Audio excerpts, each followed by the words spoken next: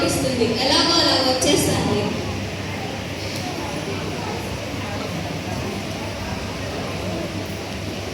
Hello అక్క, మీరు రమ్మన్న ప్లేస్కి నేను వచ్చేసాను. సరే, మీరు వచ్చే వరకు నేను ఇక్కడ ఏదో బాగుంది అక్కడ కూర్చుంటాను.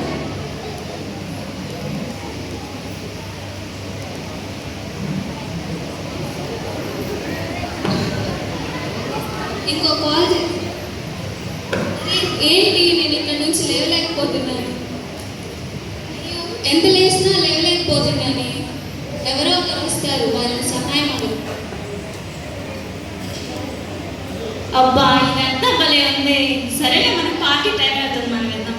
పార్టీ తొందరగా వెళ్దాం. కొంచెం నన్ను ఇక్కడ నుంచి లేపుతారా? ఇక్కడ నుంచి లేవలేకపోతున్నాను. మాకు పార్టీ టైం అవుతుందమ్మా, నువ్వు ఇక్కడ నుంచి లేపమంటా ఉన్నావు. సరే సరే, మేము వెళ్తాం.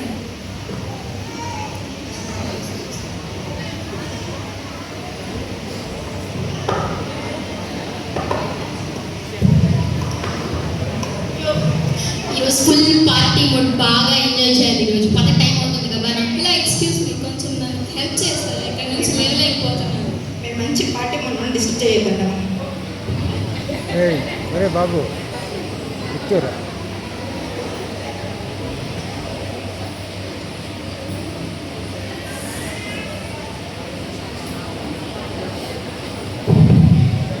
రే మచ్చా, ఈరోజు పార్టీలో ఫుల్ కుమ్మి అనుకో, బాగా మెక్కాలి పార్టీ. నన్ను ఇక్కడ నుంచి లేపుతారా? కొంచెం లేవలేకపోతున్నాను.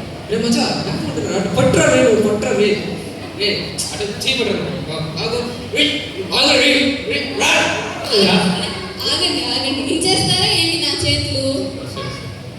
మచ్చా, చేయడం అర్థం కాబట్టి జస్ట్ రమ్మరు కూర్చొని ఒకసారి. మీరు నాకు హెల్ప్ చేయదు, రమ్మంటే వెళ్ళండి వెళ్ళండి.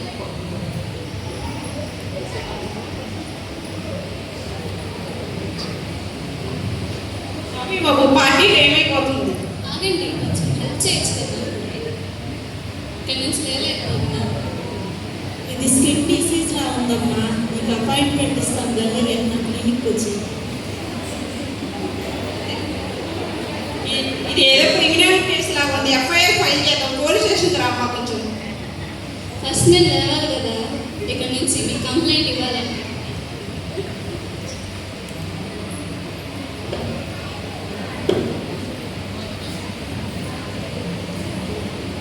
ఎక్స్క్యూజ్ మీ లాయర్ గారు, కొంచెం నన్ను ఇక్కడ నుంచి లేపుతారా?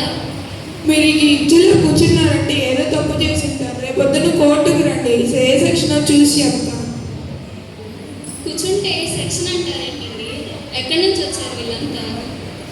ఈసారి పార్టీలో మనమే హైలైట్, మామూలుగా ఉండదు మనతో. ఎవరు రాయిపోయి నా ఏడు కూర్చొని ఉందా? ఏమమ్మా, ఏం కావాలి? ఇక్కడ తెలియక వచ్చి కూర్చుని వేసాను. ఇక్కడ నుంచి లేవలేకపోతున్నాను, మీరే హెల్ప్ చేయండి. నీ కుర్చీలో నుంచి లేవాలంతే కదా. ఇప్పుడు నేను ఒక మంత్రం వేసాను చూడు. ఓం భగవగే భాగవతరి పైకి లే పరిగెత్తు ఎగిరి దూకు. ఏంద్రా ఇక్కడ మంత్రానికి ఉండేయడం లేదా? అప్పటికప్పుడు ఆగే పెద్ద లేచి పరిగెత్తు.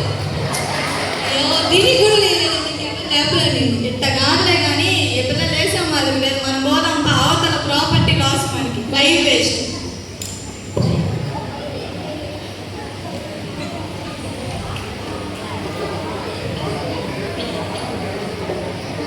అయ్యో, ఏమైందమ్మా దిగులుగా ఉన్నావు?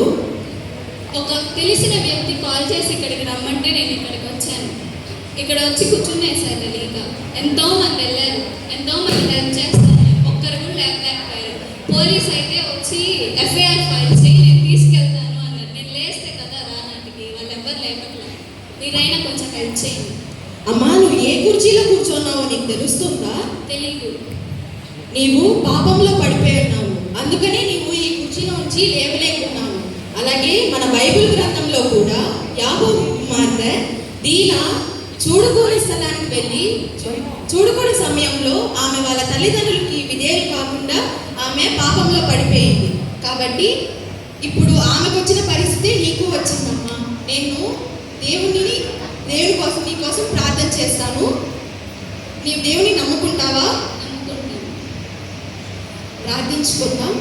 యేసయ్యా, ఇదిగోండి తండ్రి, నేను తెలియక ఈ పాపంలో పడిపోయి ఉన్నాను. నీకు తెలియక ఈ పాపంలో పడిపోయి ఉన్నాను. ఇక మీదట నేను నమ్ముకుంటాను. ఇక ఇక మీదట నిన్ను నమ్ముకుంటాను. నీ సాక్షిగా నన్ను మార్చు స్వామి. నీ సాక్షిగా నన్ను మార్చు స్వామి. ఆమేన్. ఆమేన్. ఇప్పుడు ఒకసారి పైకి లేచి చూడమ్మా. అరే నేను లేవగలగానే అంటే దేవుడు నా పాపాలను క్షమించారు. కాబట్టి ప్రియమైన వారలారా, మీరు కూడా నాలాగా పాపంలో పడిపోకుండా దేవుణ్ణి నమ్ముకొని ఆయన్ని విశ్వసించాలనే మా ఈ చిన్న విన్నపం.